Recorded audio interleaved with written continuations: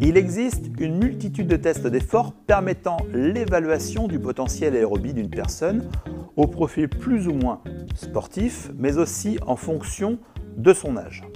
Si je parle de tests Van-Eval, de tests de Cooper, de tests de Luc Léger, de Léger-Boucher, de Bru, de tests Navette et de tests Tube 2, et bien d'autres encore, cela va peut-être vous parler, mais quelle pertinence à connaître l'ensemble de ces tests? Ceux-ci correspondent à une période de l'histoire, disons, de l'exploration fonctionnelle et du sport. Une bonne partie d'entre eux sont à ce jour mis sur la touche pour des raisons, disons, scientifiques, de pertinence, de facilité d'usage et d'intérêt. Dans ce cas, à quoi bon vouloir s'enquiquiner avec tous ces protocoles? Allons plutôt à l'essentiel. Lorsque nous réalisons une évaluation physique du potentiel aérobie, ceci est bien pour s'en servir, sinon, à quoi bon? La performance ou le développement de ce potentiel repose sur deux données principales, à savoir son moteur, caractérisé par sa puissance, et plus précisément sa puissance maximale aérobie, puis par son réservoir, caractérisé par sa capacité, et plus précisément sa capacité maximale aérobie. Cependant, cette dernière ne pouvant être directement évaluée, c'est le paramètre endurance aérobie qui va faire office de renseignement. Tout cela signifie que de connaître sa VMA est certes très intéressante, mais connaître aussi sa capacité à tenir ou à maintenir un pourcentage élevé de sa VMA le plus longtemps possible reste l'élément complémentaire le plus pertinent. Je vous reprécise que nous parlons bien d'évaluation du potentiel aérobie de terrain. J'insiste sur ce point car les principales valeurs qui nous intéressent sont la VMA, la fréquence cardiaque dans l'idéal, puis l'endurance aérobie.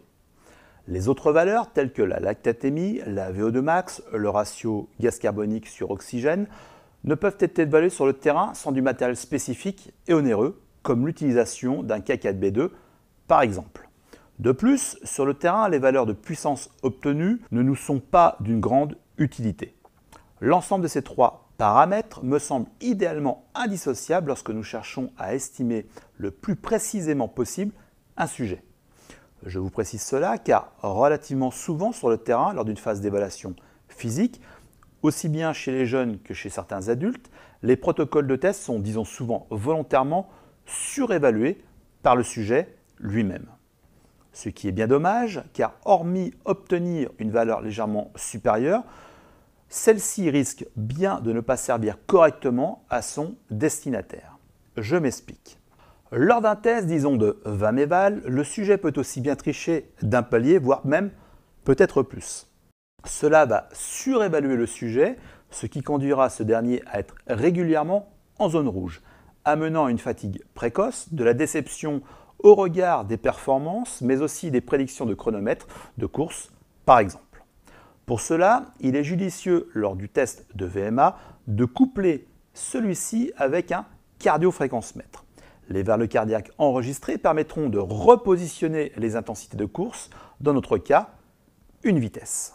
De plus, nous pourrons obtenir les valeurs de VMA dites brutes et de VMA dites pondérées. Une fois ces valeurs obtenues, une vérification complémentaire s'imposera par la réalisation d'un test dit de temps limite. Celui-ci permettra de déterminer si le sujet est correctement évalué et au contraire, s'il est en sur- ou sous-évaluation. En deçà de 2 à 3 minutes, maintenu à la VMA, obtenu bien sûr, nous pouvons considérer le sujet comme surévalué. Au-dessus de 8 à 9 minutes réalisées à la VMA obtenue, nous pouvons considérer le sujet comme étant sous-évalué. Attention tout de même, ici je parle bien sûr de sportifs et non pas de champions d'endurance, dont les valeurs obtenues sont tout à fait différentes. Un autre point clé à prendre en compte lors de la réalisation d'une évaluation, c'est le type de test, car dans la plupart des cas, je pense bien sûr au sport collectif, l'activité n'est pas de forme continue, mais plutôt fractionnée. L'évaluation doit pouvoir prendre en compte ces différentes données. Pour cela, je vais vous présenter dans un premier temps le test dit de Van-Eval proposé par Georges Cazorla.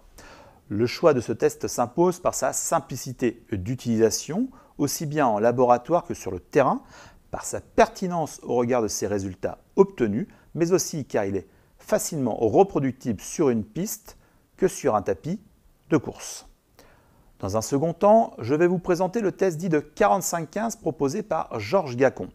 Ce test n'est pas, disons, scientifique, même s'il est reconnu par ses pairs, mais plutôt technique et adapté aux activités intermittentes. De plus, il reste simple d'utilisation, d'exploitation et peut être couplé à un cardio fréquence-mètre. Dans un troisième temps, nous aborderons la notion d'évaluation de l'endurance aérobie avec le test dit de temps limite et en fonction des disciplines, un test de temps limite à un pourcentage donné.